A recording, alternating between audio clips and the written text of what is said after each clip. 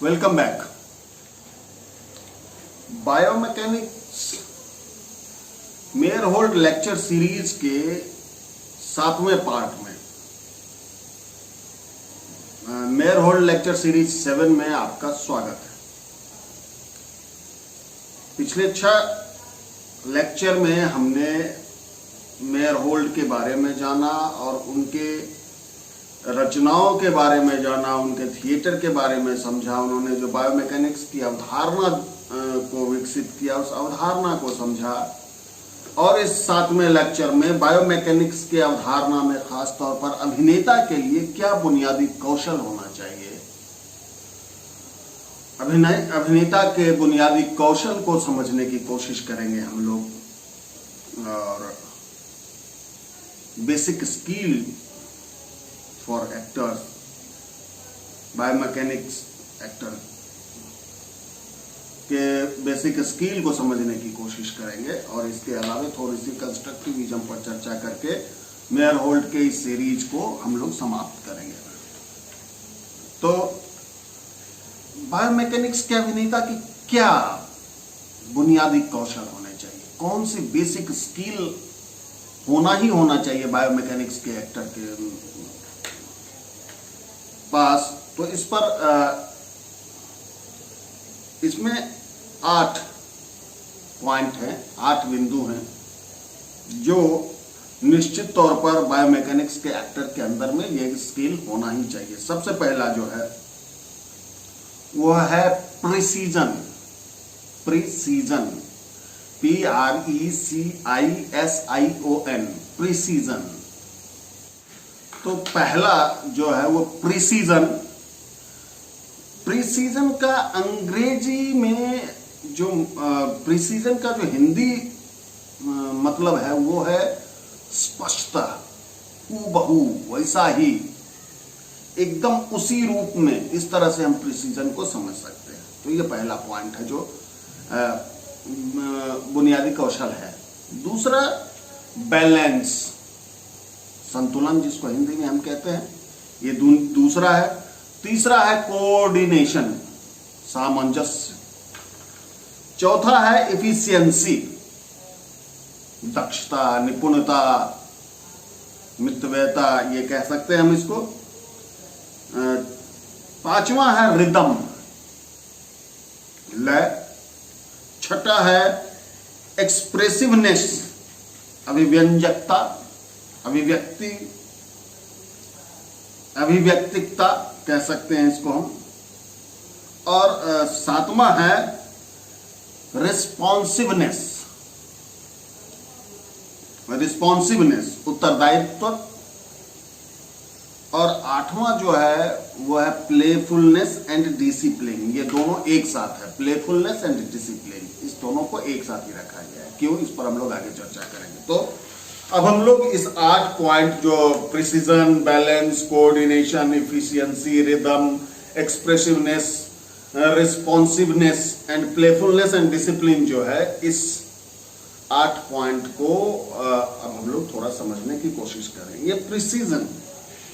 Precision से क्या तात्पर्य है, यह कौन सा स्किल है जिसकी बात करते हैं मेयर होल्ड के हिसाब से ये बायोमैकेनिक्स के अभिनेता के पास होने चाहिए। इस पर जो ये, चलिए प्रिसीजन को समझने के लिए हम लोग एक काम करते हैं। अभी मैंने एक काम किया कि अपना चश्मा खोलकर नीचे रखा, और यदि आप मुझसे पूछें कि क्या मैं फिर से इस काम को ठीक उसी तरह से कर सकता हूं जैसे अभी किया, हूबहू, और अगर मेरा जवाब होगा हां, निश्चित रूप से मैं हूबहू ऐसे ही कर सकता हूं दोबारा, तो इसका अर्थ है कि मैं जो किया निश्चय ही वह प्रिसीजन के साथ किया, बहुत ही विवेक के साथ, करने से पहले ही बहुत विवेक के साथ मैंने इस काम को किया था। सचेत रूप से, जागृत विवेक के साथ मैंने इस काम को, इस चश्मे को खोलने का काम किया था जिसे मैं कह रहा हूं कि हाँ हूबहू मैं कर सकता हूं। लेकिन इसके लिए प्रायः ये जवाब आता है, आप खुद भी आजमा करके देख सकते हैं कि आप कोई भी एक एक्शन करें और फिर खुद से ही पूछें कि क्या आप हूबहू उस एक्शन को फिर तुरंत कर सकते हैं। अगर आपका जवाब हाँ है तो आप पूरे विवेक के साथ जागृत और सचेत दशा में आप उस एक्शन को कर रहे हैं। अगर प्रायः यह जवाब मिलता है कि लगभग वैसा कर सकता हूं मैं, तो किसी भी परफॉर्मेंस में ये जो लगभग दोहरा सकता हूं वाली जो बात है, ये प्रिसीजन के साथ काम नहीं होगा, स्पष्टता के साथ काम नहीं होगा। तो वो पॉसिबल यही जवाब होगा कि मैं क्यों करूं या लगभग मैं दोहरा सकता हूं। लेकिन निश्चित तौर पर अगर कहा जाए कि हाँ मैं इस काम को कर सकता हूं, तो इसका मतलब पूरे जागृत विवेक के साथ मैं इस काम को दोहरा सकता हूं, इसे पुनः करने में सक्षम हो सकता हूं। तो ये किसी भी एक्शन को, किसी भी चीज को दोबारा प्रदर्शन से, मूल प्रदर्शन से मिलाकर अगर हम देखें, किसी एक्शन को करने के लिए, दोबारा करने के लिए हमें कौन कौन से कौशल की जरूरत होती है। अगर मुझे यह चश्मा ऐसे ही फिर से उतारना है,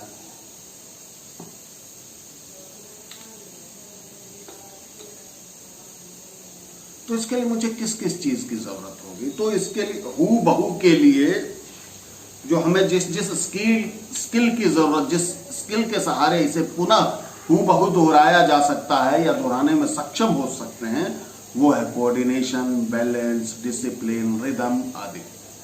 इसका मतलब जो हमने जो 7-8 पॉइंट की जो चर्चा की, ये स्वतंत्र स्किल होते हुए भी आपस में गुथे हुए हैं, आपस में जुड़े हुए हैं, वो एक साथ एक सूत्र में बंधे हुए हैं, ये स्वतंत्र होते हुए भी।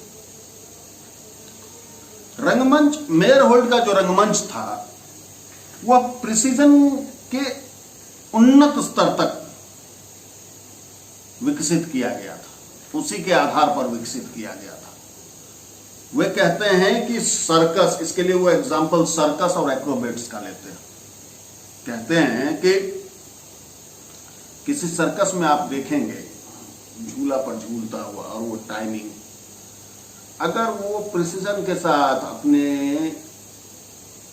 एक्शन को हूबहू न करे तो वहां बहुत सारे खतरे हो सकते हैं। लेकिन वो प्रिसीजन के साथ जो किया जाता काम है,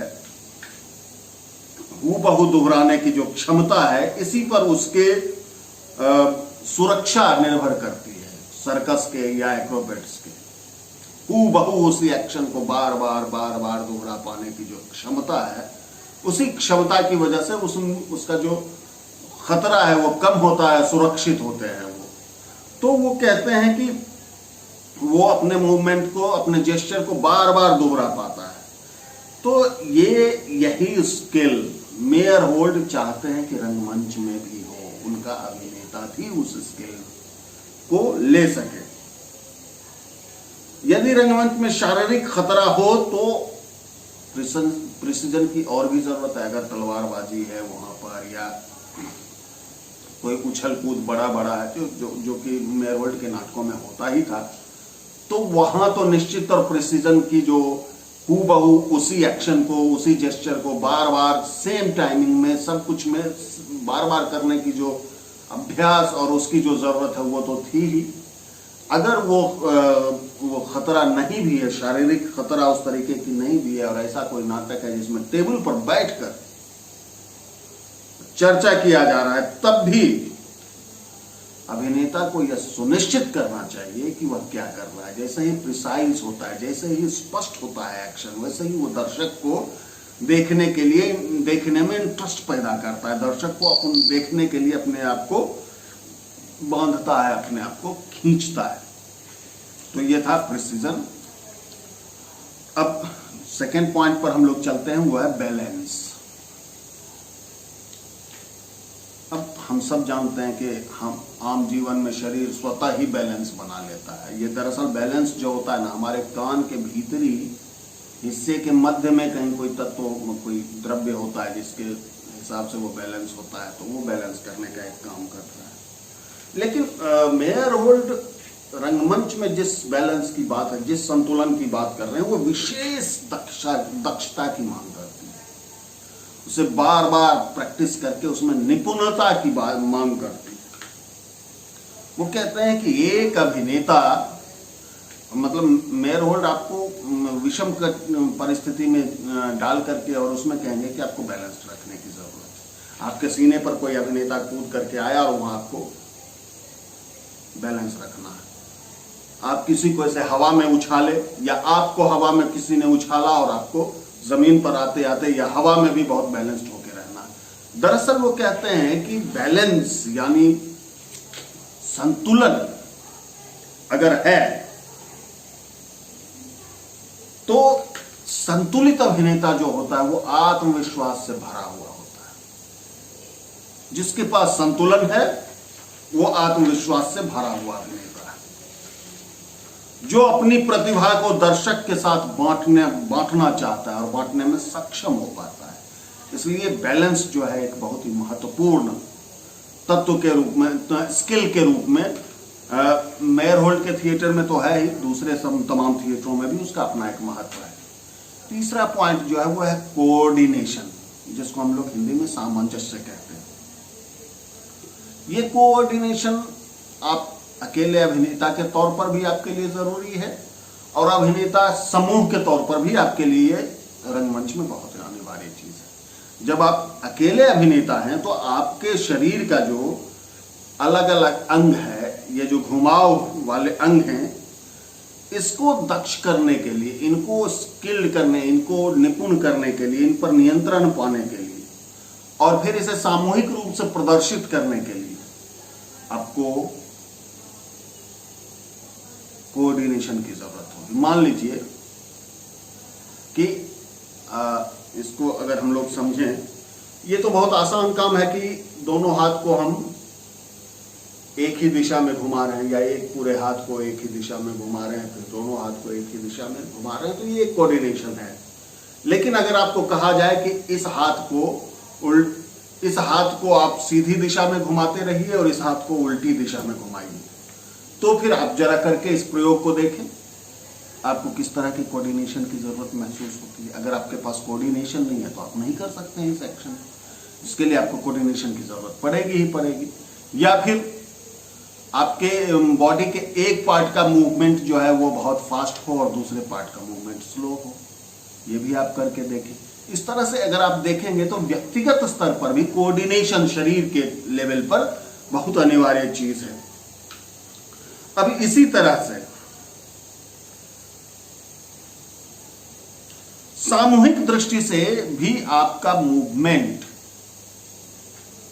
इस तरह से होना चाहिए, इस सामंजस्य के साथ होना चाहिए। जब आप ग्रुप में हैं और बहुत अभिनेताओं के समूह में हैं तो आपका मूवमेंट जो है इस तरह से सामंजस्य स्थापित करने वाला होना चाहिए, कोऑर्डिनेशन वाला होना चाहिए, ताकि वो ग्रुप की हार्मनी को ब्रेक ना करे, वो ग्रुप में हार्मनी को बनाए रखे।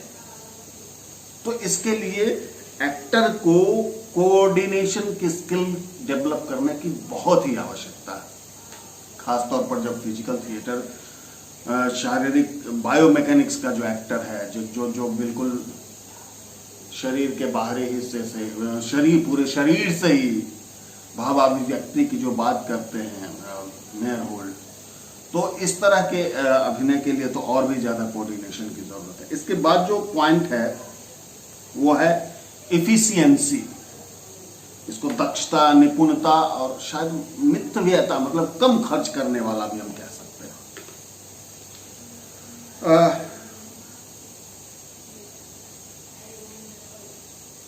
अपने ऊर्जा को मंच पर बेकार खर्च न करें, क्योंकि यह आपको थका देगा और आपको जब थकाएगा सो तो थकाएगा ही, और दर्शक को भी अनकंफर्टेबल पोजीशन में ला देगा, उसे स्पष्ट कुछ समझ में नहीं आएगी चीज है। आप व्यर्थ की ओर आप जब खर्च करेंगे, अनकंफर्टेबल कर देगा ऑडियंस को। सो आप अपने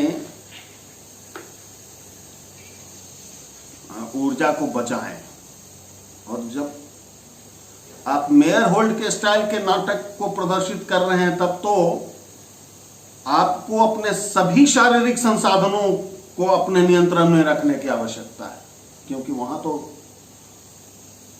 बहुत ही ऊर्जा की ही जरूरत है।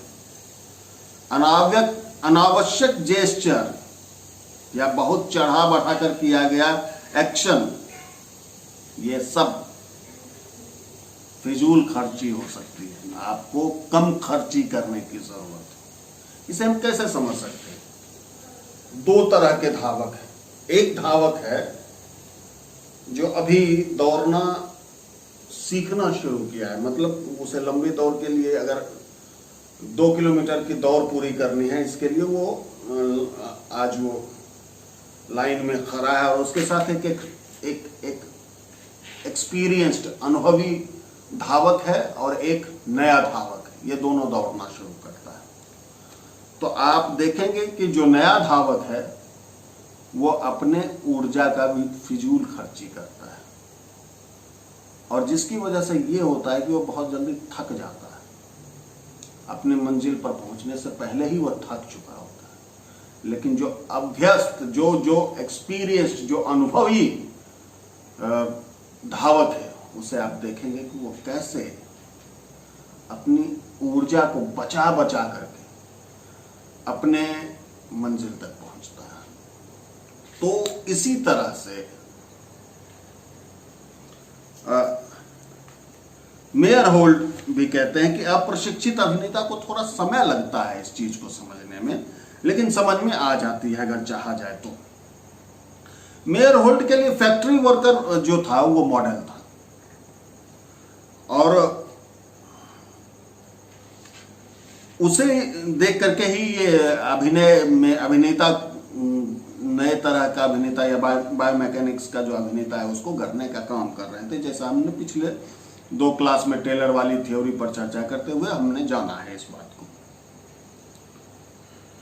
अब जो फैक्ट्री वर्कर है, जिसे एक ही काम को बार बार करना होता है, एक ही काम है जो बार बार करना होता है, और कोई भी बिना काम के हरकत को वह छोड़ देता है, हटा देता है। जब उसे एक काम करना है,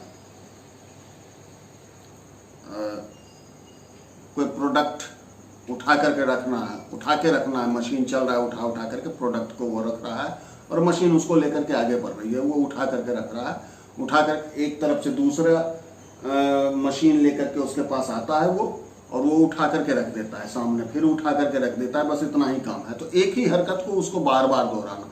अगर इस बीच में वो कोई तीसरा मूवमेंट ऐसे देखना या ऐसा देखना करना शुरू करे, तो फिर वो प्रोडक्शन को नुकसान पहुंचा सकता है।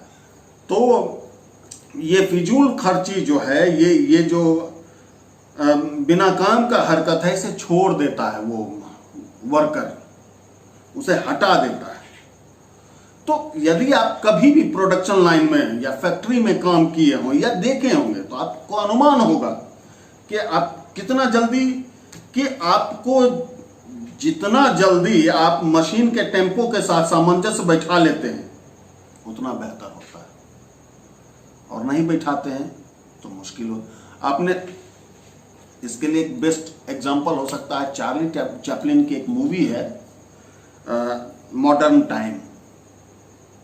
उसमें चार्ली चैपलिन वो नट कसते हैं, वो वाला सीन आप देखें तो आपको समझ में आ जाएगा कि एक पल का एक भी फिजूल खर्ची जो एक्शन का है वो किस तरह से दुष्परिणाम में बदल सकता है चीजों को। तो इस तरह से उसको एक उदाहरण के तौर पर मेयर होल्ड लेते हैं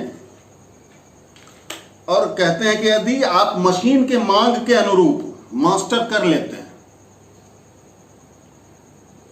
तो कार्य सहजता से आप कर पाएंगे,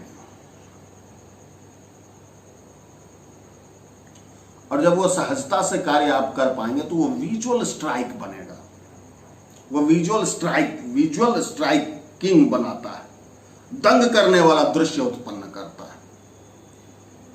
स्वस्फूर्त, बदलाव, लयात्मकता और स्पष्ट, ये विजुअल स्ट्राइकिंग बनाता है चीजों को। तो इस तरह से हम इफिशियंसी को भी समझ पाए कि इफिशियंसी क्यों किस तरह से स्किल के तौर पर अभिनेता के लिए बहुत जरूरी चीज है। और अगला पॉइंट जो है वो है रिदम। रिदम के बारे में हमने पिछले 2-3 क्लास में बहुत सारी चर्चाएं की। दरअसल नई बातें बस ये है कि मेयरहोल्ड ये कहते हैं कि ये सारे जो स्किल हैं, 8 जो स्किल हमने बात की है, 8-9 स्किल की, वो सारे स्किल को अगर कोई एक ऐसा तत्व, कोई एक ऐसा गोंद, ग्लू, कोई ऐसी चीज है जो बांध करके रखता है, तो वो है रिदम। और इसीलिए ये बहुत आवश्यक स्किल है। और रिदम के बारे में पिछली कक्षा में ही हमने वो उसको तोड़ना और काज, पोसिल और टोक्का के बारे में विस्तार से चर्चा किया है, तो फिर इस पर चर्चा करने की अलग से जरूरत नहीं है। उसके आगे का जो पॉइंट है वो है एक्सप्रेसिवनेस, जिसके माध्यम से अभिनेता दर्शक को संप्रेषित करता है किसी भी चीज को। आप एक्टर हैं, आपको डायरेक्टर एक टास्क देता है और आपका टास्क यह है कि उस चीज को आप दर्शक तक संप्रेषित करें। तो कैसे संप्रेषित करेंगे?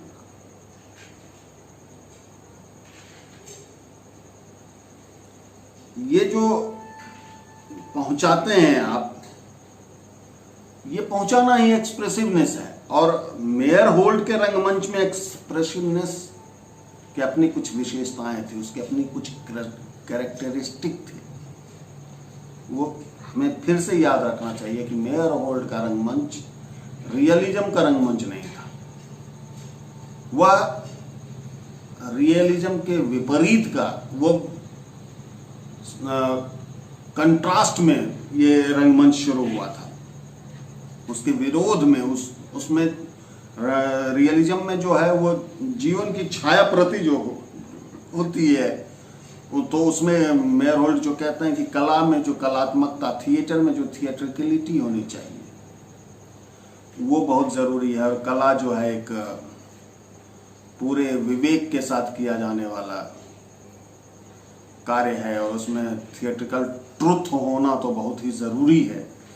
वो जीवन की छाया प्रति नहीं हो सकता है। तो उसके विपरीत में रंगमंच शुरू हुआ था ये बायोमैकेनिक्स का। तो इसीलिए इसका जो एक्सप्रेसिवनेस है उसकी अपनी कुछ खास कैरेक्टरिस्टिक्स हैं। जैसे वो स्टाइलाइज्ड होगा, जिस पर हमने चर्चा कर रखा है। वो थोड़ा अतिरंजित भी होगा और बड़ा होगा। ये एक्सप्रेसिवनेस, क्योंकि वो फुल बॉडी से, वो चेहरे से सिर्फ नहीं होगा, वो फुल बॉडी से एक्सप्रेस होता है, इसीलिए वो थोड़ा बड़ा होगा, थोड़ा अतिरंजित भी होगा और स्टाइलाइज्ड होगा। वे चाहते हैं कि किसी भी दृश्य का जो केंद्रीय विचार है, सेंट्रल आइडिया जो है, उस आइडिया को एक पिक्चर के रूप में, एक दृश्यात्मक रूप में, एक चित्रात्मक रूप में, एक पिक्चर के रूप में मंच पर प्रस्तुत किया जाए, शारीरिक रूप से, बिना एक भी शब्द बोले। जिसमें हमने पिछले क्लास में हमने मेयरहोल्ड वाले वो ओथेलो पर जो हमने चर्चा करते हुए एक दृश्य बनाने की जो एक्सरसाइज पर चर्चा की थी, तो उसी तरह से वो चाहते हैं कि सेंट्रल आइडिया जो बने बिना किसी शब्द की आवश्यकता के, शरीर से निर्मित हो, उसका पिक्चराइजेशन हो, चित्रात्मक रूप से उसे प्रस्तुत किया जा सके। और इसके लिए उनके अभिनेता को शारीरिक रूप से फिट होने की जरूरत है, फुर्तीला और लचीला होने की आवश्यकता है। अगर वो अभिनेता फिट, फुर्तीला और लचीला नहीं होगा तो वो एक्सप्रेस नहीं कर पाएगा। और ऐसे ही जैसे कि कॉमेडिया डेलार्टे में किसी जमाने में एक्टर हुआ करता था। अगर आपको एक्सप्रेसिवनेस को और अच्छे से समझना है तो साइलेंट मूवी फिर से आप चले जाइए चार्ली चैपलिन के जमाने में, उनकी मूवी चार्ली चैपलिन जब अपने एक्शन से, पूरे बॉडी से जब वो किसी चीज को एक्सप्रेस कर रहे होते हैं, तो देखिए एक्सप्रेसिवनेस क्या है। उस तरह के एक्सप्रेसिवनेस की बात मेयर होल्ट कहीं ना कहीं करते हैं। मेयर होल्ट के थिएटर पर चार्ली चैपलिन का प्रभाव था, और आखिरी आलेख जो मेयर होल्ट ने लिखा था वो चार्ली चैपलिन के संबंध में ही लिखा था। तो आप इस तरह के एक्सप्रेसिवनेस को अगर देखना चाहते हैं तो चार्ली चैपलिन और बस्टर केटोन आदि के काम में देख सकते हैं। हमारा अगला पॉइंट जो है वो है रिस्पॉन्सिवनेस। रिस्पॉन्सिवनेस मतलब जिम्मेदारी। अभिनेता को निश्चित रूप से रंगमंच में जिम्मेदार होना ही होना चाहिए। उसके बिना तो अभिनेता होने का कोई मसला ही नहीं है। आप अगर मंच पर हैं तो आपको हर हमेशा जागृत अवस्था में रहने की आवश्यकता है। अच्छा, मान लीजिए आपको कोई ऐसी घटना याद आती है जिसमें कि आपने अपना क्यू मिस कर दिया, डायलॉग का या एंट्री की, और उसके बाद जो रंगमंच में भगदड़ मचा है, या किसी और ने कर दिया हो और आप मंच पर खड़े हो, आपके को एक्टर ने इस तरह की गलती कर दी हो या इस तरह का कर दिया हो, तो आपको ये जो रिस्पॉन्सिवनेस है इसका एहसास तो हो ही जाएगा कि ये घटना अगर आपने कहीं देखा या महसूस किया है तो आप रिस्पॉन्सिवनेस क्यों महत्वपूर्ण स्किल है एक्टर के लिए, ये तो आप जान ही पाएंगे। लेकिन मंच के अभिनेता को इस सब के बावजूद भी हमेशा सजग जागृत स्थिति में तैयार रहने की आवश्यकता है, क्योंकि थिएटर जो है वो प्रेडिक्टेबल नहीं है और अनप्रिडिक्टेबल है। और ग्रोटेस्क पर चर्चा करते हुए हमने मेयर होल्ट के थिएटर पर चर्चा भी की थी कि वो प्रिडिक्टेबिलिटी को नापसंद करते हैं। वो कहते हैं कि प्रिडिक्टेबल जैसे ही होगा थिएटर वैसे ही वो कंफर्ट ऑडियंस में डाल देगा, और जैसा ही वो कंफर्ट ऑडियंस में होगी वैसे ही वो बोरियत की तरफ बढ़ना शुरू करेगा, ऊब पैदा करेगा। तो रंगमंच में अनप्रिडिक्टेबिलिटी हमेशा बनी रहती है। जीवन और रंगमंच, इस दोनों में अनप्रिडिक्टेबिलिटी हमेशा बनी रहती है, और इस दोनों में आपको हमेशा सचेत और सजग रहने की आवश्यकता होती है। आपको रिस्पॉन्सिवनेस की जरूरत होती है। उनका जो एक्टर था, मेयर होल्ट का एक्टर, वो चाहते थे कि वो रिस्पॉन्सिवनेस उसके भीतर हो। वो अपने अभिनेता में इस तरह का रिफ्लेक्शन चाहते थे जैसे स्विच ऑन होते ही बल्ब जलता है, ऐसा रिस्पॉन्स होना चाहिए, तुरंत की प्रतिक्रिया होनी चाहिए, जैसे स्विच दबाया और बल्ब जला, ऐसी प्रतिक्रिया। अब ये स्विच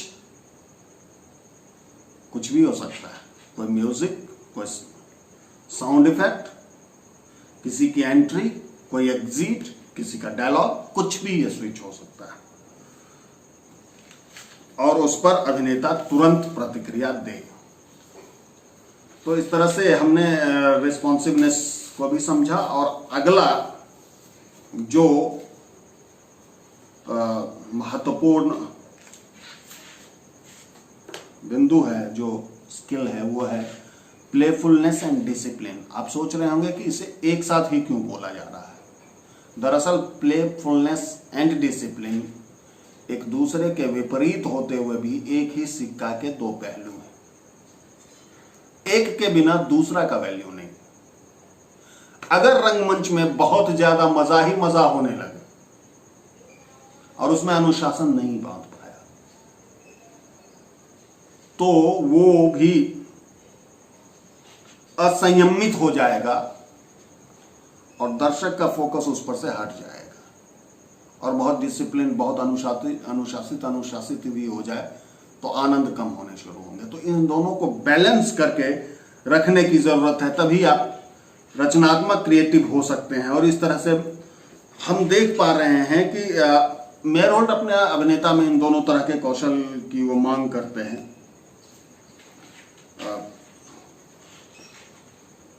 तो इस तरह से ये जो 8 या 9 जो भी आप कहना चाहें, 8 या 9 जो कौशल हैं, ये बुनियादी कौशल हैं बायोमैकेनिक्स के एक्टर को लेकर के। तो इस तरह से हमने बायोमैकेनिक्स को समझा, जाना। मेयरहोल्ड के ऊपर लेक्चर सीरीज को समाप्त करने से पहले ज़रूरी है कि हम एक बार थोड़ी सी चर्चा कंस्ट्रक्टिविज्म पर भी कर लें, ताकि ये हिस्सा भी अछूता न रहे। संरचनावाद कहा जाए इसको, कंस्ट्रक्टिविज्म को निर्माणवादी भी कहते हैं लोग, जो भी कहना पसंद करें। दरअसल प्रथम विश्व युद्ध के बाद तरह तरह के आर्ट डेवलप हुए, फ्यूचरिज्म, क्यूबिज्म, और उसी आसपास में ये कंस्ट्रक्टिविज्म भी पैदा हुआ, जो रंगमंच, जो कला सिर्फ कला के लिए की जो थ्योरी थी, उस थ्योरी को नकारते हुए कला जीवन के लिए की थ्योरी पर आधारित था। और दूसरी बात, जो प्रथम विश्व युद्ध के बाद और फिर लगातार जो रूस में जो आंदोलन हो रहे थे और आर्थिक राजनीतिक उठापटक थी, उस दशा में जो रंगमंच के साधनों में जो कमी थी, उस सीमित साधनों में ही रंगमंच करने की जो चाहत थी, उस चाहत के वजह से रंगमंच में कंस्ट्रक्टिविज्म को स्थान मिला, जन्म उसका हुआ। दरअसल कंस्ट्रक्टिविज्म आर्ट में, कला में, पेंटिंग में, विजुअल आर्ट में 1912 के आसपास से ही आरंभ हो चुका था, लेकिन रंगमंच में यह 10 साल बाद 1922 में आता है, जब मेयरहोल्ड पोपोवा को, जो एक आर्टिस्ट थे, पोपोवा को अपने नाटक में डिजाइन करने के लिए द मैग्निफिसेंट कुकोल्ड नाटक जो उनका था, जो 1922 में उन्होंने किया था, तो उसका स्टेज निर्माण करने के लिए, सेट निर्माण करने के लिए उन्होंने आमंत्रित किया था पोपोवा को, और उसी नाटक से कंस्ट्रक्टिविज्म का आरंभ माना जाता है थिएटर में। मूल रूप से मेयरहोल्ड एक ऐसे सेटिंग की मांग कर रहे थे, एक ऐसे मंच की मांग कर रहे थे जो एक्टिंग के लिए मशीन का काम करे।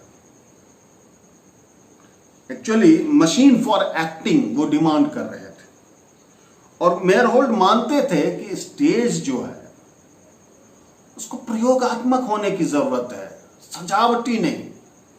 मंच को सजावटी होने से ज्यादा जरूरी है कि वो प्रयोगात्मक हो, और इसीलिए उन्होंने, हम सब जानते हैं कि उन्होंने धीरे धीरे पेंटेड सीनरी और इन सब के ऊपर लगातार विरोध करते रहे, और रियलिस्टिक यथार्थवादी जो सेट थे इस पर विरोध करते रहे, और इस तरह से उन सबको मंच से दरकिनार कर दिया, बाहर कर दिया। और उसके बदले उन्होंने सीढ़ी, प्लेटफॉर्म, पैनल आदि को जोड़ करके एक मंच का निर्माण किया, जो स्टेज